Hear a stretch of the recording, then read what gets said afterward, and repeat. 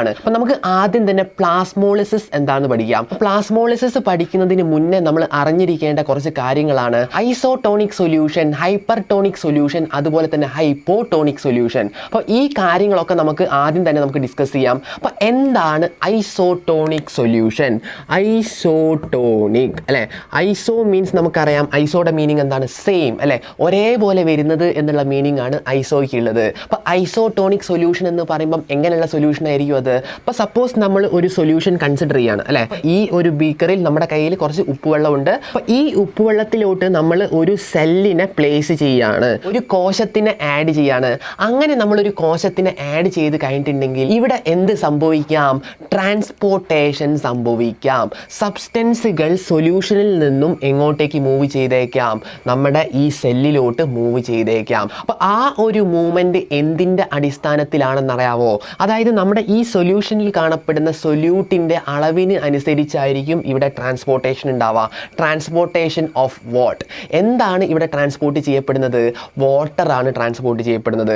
കാരണം എന്താണ്? കാരണം നമ്മുടെ ഈ സെൽ മെംബ്രെയിൻ, അതായത് ഒരു സെല്ലിൻ്റെ ഔട്ടർ മോസ്റ്റ് ലെയർ ആയിട്ടുള്ള, ഔട്ടർ മോസ്റ്റ് കവറിങ് ആയിട്ടുള്ള നമ്മുടെ സെൽ മെംബ്രെയിൻ എന്ന് പറയുന്നത് ഒരു സെമി പെർമിയബിൾ മെംബ്രെയിൻ ആണ്. അതുകൊണ്ട് തന്നെ അവൻ എന്ത് ചെയ്യില്ല? എല്ലാ സബ്സ്റ്റൻസുകളെയും എല്ലാ സാധനങ്ങളെയും ഇതിൻ്റെ ഇടയിലൂടെ ട്രാൻസ്പോർട്ട് ചെയ്യിക്കില്ല. അപ്പോൾ നമ്മുടെ സെൽ മെംബ്രെയിൻ എന്ന് പറഞ്ഞിട്ടുണ്ടെങ്കിൽ it is A semi permeable membrane. അതുകൊണ്ട് തന്നെ നമ്മുടെ സെല്ലിനെ നമ്മൾ ഈ ഒരു സൊല്യൂഷനിൽ പ്ലേസ് ചെയ്ത് കഴിഞ്ഞിട്ടുണ്ടെങ്കിൽ ഈ സൊല്യൂഷനിലുള്ള എല്ലാ സാധനങ്ങളും എങ്ങോട്ടേക്ക് എൻ്റർ ചെയ്യില്ല? നമ്മുടെ സെല്ലിൻ്റെ അകത്തോട്ടേക്ക് എൻ്റർ ചെയ്യില്ല. ചില സബ്സ്റ്റൻസുകൾക്ക് മാത്രമേ അങ്ങോട്ടേക്ക് പോകാൻ പറ്റുള്ളൂ.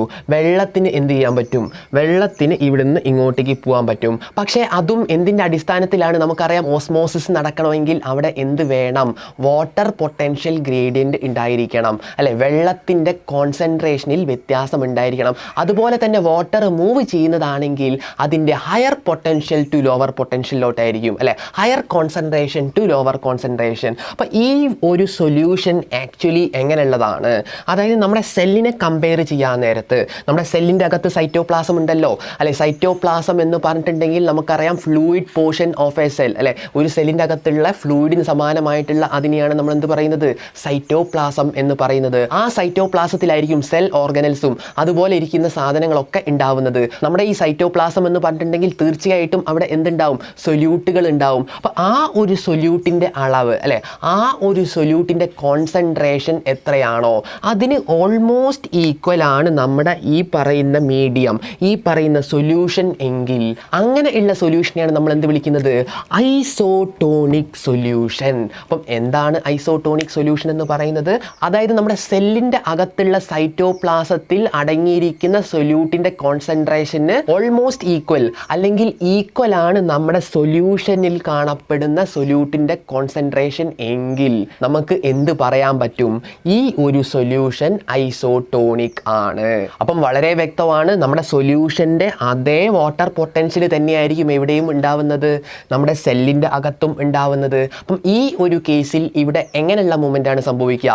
എങ്ങനെയാണ് വാട്ടർ ഇവിടെ മൂവ് ചെയ്യുക? നമുക്ക് നോക്കിക്കളയാം. അതായത് ഇവിടെയും വാട്ടർ പൊട്ടൻഷ്യൽ സെയിം ആണെങ്കിൽ ഇവിടെ നിന്ന് വെള്ളം എങ്ങോട്ടേക്ക് സഞ്ചരിക്കും? നമ്മുടെ സെല്ലിൻ്റെ അകത്തോട്ട് തീർച്ചയായിട്ടും സഞ്ചരിക്കും. അതേപോലെ തന്നെ സെല്ലിൽ നിന്ന് ഇങ്ങോട്ടും എന്ത് സഞ്ചരിക്കുന്നുണ്ടാവും? വെള്ളം സഞ്ചരിക്കുന്നുണ്ടാവും. രണ്ടിൻ്റെയും നിരക്ക് ഓൾമോസ്റ്റ് സെയിം തന്നെയായിരിക്കും. അതായത് net movement will be zero അല്ലെ, നെറ്റ് മൂവ്മെൻറ്റ് എന്ന് പറയുന്നത് ഓൾമോസ്റ്റ് 0 അടുത്തായിരിക്കും. അപ്പം അങ്ങനെ ഉള്ള ഒരു സൊല്യൂഷനെയാണ് നമ്മൾ എന്ത് വിളിക്കുന്നത്? ഐസോടോണിക് സൊല്യൂഷൻ എന്ന് വിളിക്കുന്നത്. അപ്പം ഐസോടോണിക് സൊല്യൂഷനിൽ നമ്മളൊരു സെല്ലിനെ പ്ലേസ് ചെയ്ത് കഴിഞ്ഞിട്ടുണ്ടെങ്കിൽ അവിടെ net movement of water molecules ഉണ്ടാവില്ല അല്ലെ, രണ്ട് ഭാഗത്തോട്ടും വാട്ടർ മോളിക്യൂൾസ് പോവുമെങ്കിലും നെറ്റ് മൂവ്മെൻറ്റ് എന്ന് പറയുന്നത് 0 ആയിരിക്കും. അപ്പോൾ അങ്ങനെയുള്ളൊരു ഐസോടോണിക് സൊല്യൂഷനിൽ നമ്മളൊരു സെൽ പ്ലേസ് ചെയ്ത് കഴിഞ്ഞിട്ടുണ്ടെങ്കിൽ ആ സെൽ എന്ന് പറയുന്നത് ഫ്ലാസിഡ് ആയിരിക്കും, ഫ്ലാസിഡ്. അപ്പം ഫ്ലാസിഡ് എന്ന് പറയുന്നത് എന്താണ് മീനിങ്? നമുക്കറിയാം സെല്ലിൻ്റെ ഉള്ളിലോട്ടും എന്ത് പോകുന്നുണ്ട്? വാട്ടർ മോളിക്യൂൾസ് പോകുന്നുണ്ട്. അതുപോലെ തന്നെ സെല്ലിൻ്റെ പുറത്തോട്ടും വാട്ടർ മോളിക്യൂൾസ് പോകുന്നുണ്ട്. രണ്ടിൻ്റെയും റേറ്റ് ഓൾമോസ്റ്റ് സെയിം ആണെന്ന് പറഞ്ഞിട്ടുണ്ടെങ്കിൽ ഇറ്റ് ഈസ് ഇൻ ഈക്വിലിബ്രിയം. അതായത് അത് ഈക്വിലിബ്രിയം അറ്റൈൻ ചെയ്തിരിക്കുകയാണ്. നമ്മുടെ സെൽ എങ്ങനെയായിരിക്കും? അത് ഫ്ലാസിഡ് ആയിരിക്കും, യാതൊരു മാറ്റവും വരാതെ അതേപോലെ തന്നെയായിരിക്കും ഉണ്ടാവുന്നത്. ഇനി അടുത്തതായിട്ട് നമ്മൾ എടുക്കാൻ പോകുന്ന സൊല്യൂഷൻ എന്ന് പറയുന്നത് ഹൈപ്പർടോണിക് സൊല്യൂഷൻ ആണ്. ഹൈപ്പർടോണിക് സൊല്യൂഷൻ, ആ ഒരു പേരിൽ തന്നെ എല്ലാ കാര്യവും ഇരിക്കുന്നുണ്ട്. അതായത് ഹൈപ്പർ അല്ലെ, ഹൈപ്പർ എന്ന് പറയുന്നത് എന്താണ്, കൂടുതൽ എന്നുള്ള മീനിങ് ആണ് ഹൈപ്പറിന് അല്ലെ. ഹൈപ്പർടോണിക് സൊല്യൂഷൻ, അതായത് നമ്മുടെ സെല്ലിനേക്കാളും എന്ത് കൂടുതലായിരിക്കും, സൊല്യൂട്ടിൻ്റെ അളവ് നമ്മുടെ സൊല്യൂഷനിൽ കൂടുതലായിരിക്കും. അപ്പം വളരെ വ്യക്തമാണ്, നമ്മുടെ ഈ ഒരു സൊല്യൂഷൻ, ഈ ഒരു ഹൈപ്പർടോണിക് സൊല്യൂഷൻ എന്ന് പറഞ്ഞിട്ടുണ്ടെങ്കിൽ അതിലോട്ട് നമ്മൾ പ്ലേസ് ചെയ്തേക്കുന്ന സെല്ലിനേക്കാൾ കൂടുതൽ സൊല്യൂട്ടിൻ്റെ കോൺസെൻട്രേഷൻ ഉണ്ടാവുന്ന സൊല്യൂഷനെയാണ് നമ്മൾ എന്ത് വിളിക്കുന്നത്, ഹൈപ്പർടോണിക് സൊല്യൂഷൻ എന്ന് വിളിക്കുന്നത്. അപ്പം ഒരു പ്ലാന്റ് സെല്ലിനെയാണ് നമ്മൾ എന്ത് ചെയ്യുന്നത്, ഈ പറയുന്ന ഹൈപ്പർടോണിക് സൊല്യൂഷനിലോട്ട് നമ്മൾ ആഡ് ചെയ്യാൻ പോകുന്നത്. അപ്പം പ്ലാന്റ് സെല്ലിൻ്റെ പ്രത്യേകത എന്താണെന്ന് അറിയാവോ, പ്ലാന്റ് സെല്ലിന് ഔട്ടർ മോസ്റ്റ് ആയിട്ട് ഒരു ലെയറും കൂടെ വരും. അതാണ് നമ്മുടെ സെൽ വോൾ എന്ന് പറയുന്നത്. അപ്പം പ്ലാന്റ് സെല്ലിൻ്റെ പ്രത്യേകത എന്ന് പറയുമ്പം അവരുടെ സെൽ മെംബ്രെയിൻ്റെ വെളിയിലായിട്ട് നമുക്കൊരു സെൽ വോൾ കാണാൻ പറ്റും. ഈ സെൽ വോളിൻ്റെ പ്രത്യേകത എന്താണ്, it is made up of cellulose ആണ്, സെല്ലുലോസ് കൊണ്ട് നിർമ്മിച്ചേക്കുന്നതാണ്. അതുപോലെ തന്നെ റിജിഡ് ആയിട്ടുള്ള ഒരു സ്ട്രക്ചറാണ് നമ്മുടെ സെൽ വോൾ എന്ന് പറയുന്നത് അല്ലെ. നോൺ ലിവിങ് ആയിട്ടുള്ള സ്ട്രക്ചറാണ് നമ്മുടെ സെൽ വോൾ എന്നും നമുക്ക് അറിയാം. അപ്പം ഇതേപോലത്തെ ഒരു പ്ലാന്റ് സെല്ലിനെയാണ് നമ്മളിപ്പം എങ്ങോട്ട് പ്ലേസ് ചെയ്തേക്കുന്നത്, നമ്മുടെ ഹൈപ്പർടോണിക് സൊല്യൂഷനിലോട്ട് പ്ലേസ് ചെയ്തേക്കുന്നത്. അങ്ങനെയാണെങ്കിൽ ഇവിടെ എന്ത് സംഭവിക്കും, നമുക്കറിയാം ഹൈപ്പർടോണിക് സൊല്യൂഷൻ എന്ന് പറഞ്ഞിട്ടുണ്ടെങ്കിൽ അവിടെ സൊല്യൂട്ടിൻ്റെ കോൺസെൻട്രേഷൻ കൂടുതലായിരിക്കും നമ്മുടെ സെല്ലിനെ കമ്പയർ ചെയ്യുമ്പം അല്ലെ. സെല്ലിനേക്കാൾ കൂടുതൽ സൊല്യൂട്ട് ഉള്ള സ്ഥലം എവിടെയായിരിക്കും, നമ്മുടെ സൊല്യൂഷൻ ആയിരിക്കും. അതുകൊണ്ട് തന്നെ വാട്ടർ പൊട്ടൻഷ്യൽ ഏറ്റവും കുറവുള്ള സ്ഥലവും എന്ത് തന്നെയാണ്, നമ്മുടെ സൊല്യൂഷൻ തന്നെയാണ്. ഇവിടെ വാട്ടർ പൊട്ടൻഷ്യൽ കുറവും ഇവിടെയാണെങ്കിൽ വാട്ടർ പൊട്ടൻഷ്യൽ കൂടുതലും ആയിരിക്കും. ഇത് കാരണം ഇവിടെ എന്താ സംഭവിക്കുക, വെള്ളം തീർച്ചയായിട്ടും ഇവിടുന്ന് എങ്ങോട്ടേക്കാണ് മൂവ് ചെയ്യുക, നമ്മുടെ സെല്ലിൻ്റെ അകത്ത് നിന്ന് നമ്മുടെ സൊല്യൂഷനിലോട്ടേക്കായിരിക്കും മൂവ് ചെയ്യുക അല്ലേ. കാരണം ഇവിടെ സൊല്യൂട്ടിൻ്റെ കോൺസെൻട്രേഷൻ കുറവും വാട്ടർ പൊട്ടൻഷ്യൽ കൂടുതലുമാണ്. വെള്ളം എപ്പോഴും സഞ്ചരിക്കുന്നത് അതിൻ്റെ ഹയർ പൊട്ടൻഷ്യലിൽ നിന്നും ലോവർ പൊട്ടൻഷ്യലിലോട്ടായിരിക്കും. അതുകൊണ്ട് തന്നെ ഈ സെല്ലിൻ്റെ അകത്തുള്ള വെള്ളം എങ്ങോട്ടേക്ക് ഇറങ്ങി വരും, നമ്മുടെ സൊല്യൂഷനിലോട്ട് ഇറങ്ങി വരും. ആസ് എ റിസൾട്ട് അത് കാരണം ഇവിടെ എന്ത് സംഭവിക്കും, നമ്മുടെ സെൽ വോൾ അല്ലേ,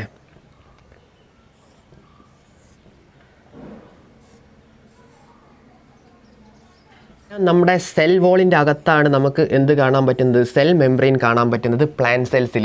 ഇവിടെ നമ്മുടെ സെല്ലിൻ്റെ അകത്തുള്ള സൈറ്റോപ്ലാസത്തിൽ നിന്നാണ് വെള്ളം പുറത്തോട്ട് പോയിക്കൊണ്ടിരിക്കുന്നത്.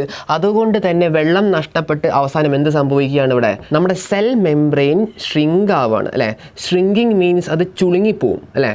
അതായത് it will shrink away from the cell wall, cell വോളിൽ നിന്നും ദൂരത്തോട്ട് ഷ്രിങ്ക് ആയി പോകുന്ന കണ്ടീഷനിലോട്ട് ആര് മാറുവാണ്, നമ്മുടെ സെൽ മെംബ്രെയിൻ അല്ലെങ്കിൽ നമ്മുടെ സെല്ലാണ് ഇവിടെ എന്ത് അണ്ടർഗോ ചെയ്യുന്നത്, ഷ്രിങ്കിങ് അണ്ടർഗോ ചെയ്യുന്നത് അല്ലേ. അത് ചുരുങ്ങി പോവാണ് ഇവിടെ അല്ലേ. അതേസമയം സെൽ വോൾ നമുക്കറിയാം ഒരു റിജിഡ് ആയിട്ടുള്ള സ്ട്രക്ചറാണ്, അതുകൊണ്ട് അത് അതേപോലെ തന്നെ തുടരും. അപ്പം ഇവിടെ ചുരുക്കത്തിൽ പറഞ്ഞിട്ടുണ്ടെങ്കിൽ നമ്മുടെ സെൽ വോളിൽ നിന്നും ചുരുങ്ങി പോവുകയാണ് നമ്മുടെ സെല്ല്. ഈ ഒരു കണ്ടീഷനെയാണ് നമ്മൾ എന്ത് പറയുന്നത്, പ്ലാസ്മോളിസിസ് എന്ന് പറയുന്നത്. പ്ലാസ്മോളിസിസ്. അപ്പം എന്താണ് പ്ലാസ്മോളിസിസ് എന്ന് പറയുന്നത്, ഒരു സെൽ, ഒരു പ്ലാന്റ് സെല്ലിനെ നമ്മൾ ഒരു ഹൈപ്പർടോണിക് സൊല്യൂഷനിലിട്ട് കഴിഞ്ഞിട്ടുണ്ടെങ്കിൽ അതിലുള്ള സെൽ മെംബ്രെയിൻ എന്ത് ചെയ്യും, it will shrink away from the cell wall അല്ലെ. സെൽ വോളിൽ നിന്നും ചുരുങ്ങി പോവാണ് നമ്മുടെ സെൽ മെംബ്രെയിൻ അഥവാ സെൽ. അപ്പോൾ അതാണ് ഇവിടെ സംഭവിക്കുന്നത്.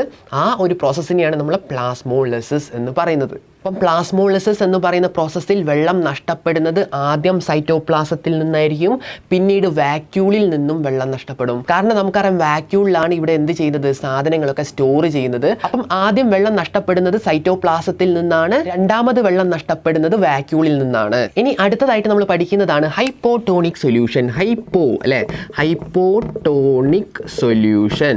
അപ്പോൾ ഹൈപ്പോട്ടോണിക് സൊല്യൂഷൻ എന്ന് പറഞ്ഞിട്ടുണ്ടെങ്കിൽ നമുക്കറിയാം ഹൈപ്പോ എന്ന് പറയുന്നത് എന്താണ്, കുറവാണ് അല്ലെ, കുറവ് എന്നുള്ളതാണ് ഹൈപ്പോയിൻ്റെ മീനിങ്. സോ ഹൈപ്പോട്ടോണിക് സൊല്യൂഷൻ എന്ന് പറഞ്ഞിട്ടുണ്ടെങ്കിൽ എങ്ങനെയുള്ള സൊല്യൂഷൻ ആയിരിക്കും, നമ്മുടെ സെല്ലിനേക്കാളും ഇവിടെ എന്ത് കുറവായിരിക്കും, സൊല്യൂട്ടിൻ്റെ കോൺസെൻട്രേഷൻ കുറവായിരിക്കും. അങ്ങനെ ഉള്ള സൊല്യൂഷനെയാണ് നമ്മൾ എന്ത് വിളിക്കുക, ഹൈപ്പോട്ടോണിക്. ഹൈപ്പോ മീൻസ് കുറവ്. അപ്പം നമ്മുടെ സെല്ലിനേക്കാളും ഇവിടെ സൊല്യൂട്ടിൻ്റെ കോൺസെൻട്രേഷൻ, അതിൻ്റെ സാന്നിധ്യം കുറവായിരിക്കും. അപ്പം അതുകൊണ്ട് ഇവിടെ എന്താ സംഭവിക്കുന്നുണ്ടാവുക, നമുക്കറിയാം വാട്ടർ പൊട്ടൻഷ്യൽ ഇവിടെ കൂടുതലായിരിക്കും അല്ലേ. നമ്മുടെ സൊല്യൂഷനിലാണ് ഇവിടെ എന്ത് കൂടുതലായിട്ടുള്ളത്, വാട്ടർ പൊട്ടൻഷ്യൽ കൂടുതലായിട്ടുള്ളത്. അത് അതുകൊണ്ട് തന്നെ ഇവിടെ സംഭവിക്കുന്നത് എന്താണെന്നറിയാവോ? നമ്മുടെ സൊല്യൂഷനിൽ നിന്നും വെള്ളം എങ്ങോട്ടേക്ക് പോവും? നമ്മുടെ സെല്ലിലോട്ട് പോവും. നമ്മൾ ഇവിടെ വെച്ചേക്കുന്ന പ്ലാന്റ് സെല്ലിലോട്ടാണ് എന്ത് പോവുക? നമ്മുടെ സൊല്യൂഷനിൽ നിന്നും വെള്ളം പോവുക. അത് കാരണം ഇവിടെ എന്തുണ്ടാവും? നമ്മുടെ ഈ സെൽ മെംബ്രെയിൻ്റെ അകത്ത് ഫ്ലൂയിഡ് കൂടിയിട്ട് അതിങ്ങനെ വീർത്ത് വരും. അപ്പം ഈ ഒരു കണ്ടീഷനിൽ നമുക്കറിയാം നമ്മുടെ സെല്ല് നല്ല രീതിയിൽ ബൾജ് ചെയ്ത് വരും അല്ലെ, നല്ല വീർത്ത് വരും. അത് കാരണം സെല്ലിൻ്റെ അകത്ത് പ്രഷർ പൊട്ടൻഷ്യൽ കൂടും അല്ലെ. പ്രഷർ പൊട്ടൻഷ്യൽ Ψp എന്ത് ചെയ്യും? അത് ഇൻക്രീസ് ചെയ്യും എന്നുള്ളത് നമുക്കറിയാം. അപ്പം അതിനെയാണ് നമ്മൾ ടർഗർ പ്രഷർ എന്ന് പറയുന്നത്. Turgor pressure. Okay, turgor pressure. അപ്പം ടർഗർ പ്രഷർ അനുഭവിക്കുന്ന ഈ ഒരു പ്ലാന്റ് സെൽ ഏത് അവസ്ഥയിലാണ്? ടർജിഡ് ആണെന്ന് നമ്മൾ വിളിക്കും. ടർജിഡ്, TURGID. അതേപോലെ തന്നെ പ്ലാസ്മോളിസിസ്ഡ് ആയിട്ടുള്ള ഒരു സെല്ലിനെ നമ്മൾ എന്താ വിളിക്കുക? പ്ലാസ്മോളൈസ്ഡ് ആണെന്ന് പറയും അല്ലെ. ആ ഒരു സെൽ പ്ലാസ്മോളൈസ്ഡ് ആയി നമ്മൾ പറയും. നമ്മൾ ഉപ്പിലിട്ട മാങ്ങയൊക്കെ നമുക്കറിയാം അല്ലെ. ഉപ്പിലിട്ട മാങ്ങയ്ക്ക് എന്താ സംഭവിക്കുന്നത്? അത് കുറച്ച് കഴിയുമ്പം ശ്രിങ്ക് ചെയ്യും, ചുരുങ്ങിപ്പോവും. അപ്പോൾ അവിടെയും എന്ത് തന്നെയാണ്? ഈ പറയുന്ന പ്ലാസ്മോളിസിസ് തന്നെയാണ് സംഭവിക്കുന്നത്. അതുപോലെ തന്നെയാണ് ഐസോടോണിക് സൊല്യൂഷനിൽ ഇട്ടേക്കുന്ന ഒരു സെല്ലിന് എന്താ സംഭവിക്കുന്നത്?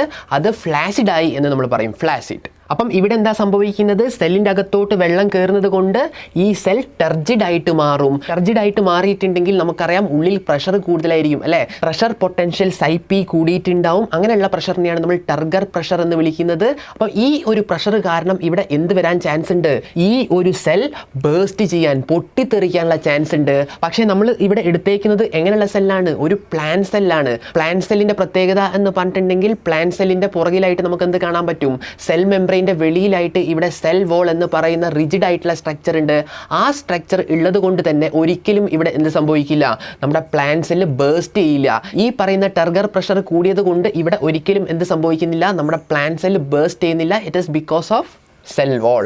സെൽ വോൾ എന്ന് പറയുന്ന രക്ഷകൻ ഇവിടെ ഉള്ളത് കൊണ്ടാണ് നമ്മുടെ പ്ലാന്റ് സെല്ല് ബേസ്റ്റ് ചെയ്യാത്തത്. അപ്പം വാട്ടർ പൊട്ടൻഷ്യൽ അതുപോലെ തന്നെ പ്രഷർ പൊട്ടൻഷ്യൽ ഈ പറയുന്ന കാര്യങ്ങളിൽ നിങ്ങൾക്ക് ഡൗട്ട് ഉണ്ടെങ്കിൽ മുന്നേ ഞാനൊരു വീഡിയോ ചെയ്തിട്ടുണ്ട് ട്രാൻസ്പോർട്ടിൻ്റെ. അത് നിങ്ങൾ കണ്ടിട്ടുണ്ടെങ്കിൽ തീർച്ചയായിട്ടും നിങ്ങളുടെ എല്ലാ ഡൗട്ടും മാറിക്കിട്ടും എന്നുള്ള കാര്യത്തിൽ ഞാൻ 100% ഉറപ്പ് പറയാം. ഇനി നമ്മൾ അടുത്തതായിട്ട് പഠിക്കാൻ പോകുന്ന ടോപ്പിക്കാണ് ഇംബൈബിഷൻ. ഇംബൈബിഷൻ എന്ന് പറയുന്നത് ഡിഫ്യൂഷൻ്റെ ഒരു ടൈപ്പ് തന്നെയാണ്. എന്താണ് ഡിഫ്യൂഷൻ എന്നുള്ളതും നമ്മൾ മുന്നത്തെ ക്ലാസ്സിൽ പറഞ്ഞിട്ടുണ്ട് നമ്മുടെ ഫോക്കസ് ഏരിയയിൽ തന്നെ. അപ്പോൾ അതും നിങ്ങൾക്ക് കാണാവുന്നതാണ്. അപ്പം ഇംബൈബിഷൻ എന്ന് പറയുന്നത് ഡിഫ്യൂഷൻ്റെ ഒരു ടൈപ്പാണ്. അത് നടക്കുന്നതാണെങ്കിൽ നമ്മുടെ കൊളോയിഡൽ സബ്സ്റ്റൻസിലാണ്, സോളിഡ് അഥവാ കൊളോയിഡൽ സബ്സ്റ്റൻസിലാണ് നമുക്ക് ഇംബൈബിഷൻ എന്ന് പറയുന്ന പ്രോസസ്സ് കാണുന്നത്. അപ്പോൾ പണ്ട് കാലത്ത് പാറകളൊക്കെ എന്ത് ചെയ്തിട്ടുണ്ടാവും? കൃത്യമായിട്ട് നല്ല രീതിയിൽ കൃത്യമായിട്ടുള്ള രീതിയിൽ തന്നെ അവർ പാറനെ ബ്രേക്ക് ചെയ്യും. അന്നാണെങ്കിൽ ഇന്നുള്ള മെഷീനറി ഒന്നും ഇല്ലാതെയാണ് അവരെന്ത് ചെയ്യുന്നത്? ഈ വലിയ പാറകളെ അവർ സ്പ്ലിറ്റ് ചെയ്യുന്നത്. കറക്റ്റായിട്ട് അവരെന്ത് ചെയ്യും? സ്പ്ലിറ്റ് ചെയ്യും. അതെങ്ങനെയാണെന്ന് അറിയാവോ? അവരെന്ത് ചെയ്യുന്നറിയോ? ഈ പാറയുടെ മുകളിൽ കുറേ അധികം കുഴികൾ ഇട്ട് വയ്ക്കും. എങ്ങനെയാണോ അവർക്ക് ഈ പാറേനെ മുറിക്കേണ്ടത് ആ ഒരു ഷേപ്പിലാണ് അവരിവിടെ എന്ത് ചെയ്യുക? കുഴികൾ ഇട്ട് വെക്കുക. അപ്പോൾ അങ്ങനെ കുഴികൾ ഇട്ട് വെച്ചതിന് ശേഷം അവർ ഇതിൻ്റെ അകത്തോട്ട് എന്ത് ആഡ് ചെയ്യും? മരത്തിൻ്റെ കഷ്ണങ്ങൾ ആഡ് ചെയ്യും. ഉണങ്ങിയ മരത്തിൻ്റെ കഷ്ണങ്ങളാണ് ആഡ് ചെയ്യുക. എന്നതിന് ശേഷം ഇതിലോട്ട് നിറയെ വെള്ളം ഒഴിച്ച് വയ്ക്കും. നമുക്കറിയാം ഉണങ്ങിയ മരത്തിൻ്റെ കഷ്ണങ്ങളാണ് അവർ ഈ ഒരു കുഴിയിൽ നിറച്ച് വെക്കുന്നത്. അങ്ങനെ കുഴികളിലോട്ട് ഉണങ്ങിയ മരത്തിൻ്റെ കഷ്ണവും അതുപോലെ തന്നെ വെള്ളവും ആഡ് ചെയ്യാൻ നേരത്ത് ഇവിടെ എന്താ സംഭവിക്കുന്നത്? നമുക്കറിയാം ഈ ഉണങ്ങിയ മരത്തിൻ്റെ കഷ്ണത്തിൽ ഒട്ടും തന്നെ വെള്ളം ഉണ്ടാവില്ല. അതുകൊണ്ട് തന്നെ ഈ വെള്ളം എന്ത് ചെയ്യും? ഈ പുറത്തുള്ള വെള്ളം ഈ മരക്കഷ്ണത്തിലോട്ട് എൻ്റർ ചെയ്യും. അങ്ങനെ മരക്കഷ്ണത്തിലോട്ട് എൻ്റർ ചെയ്തിട്ട് മരത്തിൻ്റെ വോള്യം എന്ത് ചെയ്യും? മരത്തിൻ്റെ വോള്യം എനോർമസ്ലി ഇൻക്രീസ് ചെയ്യും. ഭയങ്കരമായിട്ട് മരത്തിൻ്റെ കഷ്ണം വീർത്ത് വരികയും ആ ഒരു പ്രഷർ കാരണം ഈ പാറ ഇവർ വരച്ച് വെച്ചേക്കുന്ന അല്ലെങ്കിൽ ഇവർ കുഴി ഇട്ട് വെച്ചേക്കുന്ന ആ ഒരു മാനറിൽ ബ്രേക്ക് ചെയ്യുകയും ചെയ്യും. അങ്ങനെയാണ് പണ്ടുള്ള കാലത്ത് എന്ത് ചെയ്തിട്ടുണ്ടായിരുന്നത്? വലിയ വലിയ പാറകളൊക്കെ ബ്രേക്ക് ചെയ്തിട്ടുണ്ടായിരുന്നത്. അപ്പം ഇംബൈബിഷൻ എന്ന് പറയുന്നത് ചില്ലറക്കാരനല്ല, വളരെ പവർഫുൾ ആയിട്ടുള്ള ഒരാളാണ് ഇംബൈബിഷൻ. അത്രയും ഫോഴ്സാണ്, അത്രയും പ്രഷറാണ് ഇവിടെ ജനറേറ്റ് ചെയ്യപ്പെടുന്നത്. അപ്പം എന്താണ് ഇംബൈബിഷൻ എന്ന് പറയുന്നത്? നമുക്കറിയാം ഈ കേസിൽ നമ്മൾ എടുത്തേക്കുന്നത് ഉണങ്ങിയ മരത്തിൻ്റെ പീസസ് ആണ് അല്ലെ, അതായത് സോളിഡ് കൊളോയിഡൽ സബ്സ്റ്റൻസ് ആണ്. അപ്പം ഇവിടെ വെള്ളത്തിൻ്റെ കോൺസെൻട്രേഷൻ കുറവാണ്, പുറത്താണെങ്കിൽ വെള്ളം മാത്രമേ ഉള്ളൂ. അപ്പം വെള്ളം തീർച്ചയായിട്ടും സഞ്ചരിക്കുന്നത് അതിൻ്റെ ഹയർ കോൺസെൻട്രേഷനിൽ നിന്നും ലോവർ കോൺസെൻട്രേഷനിലോട്ടായിരിക്കും, വാട്ടർ പൊട്ടൻഷ്യൽ കുറവുള്ള സ്ഥലത്തോട്ടായിരിക്കും.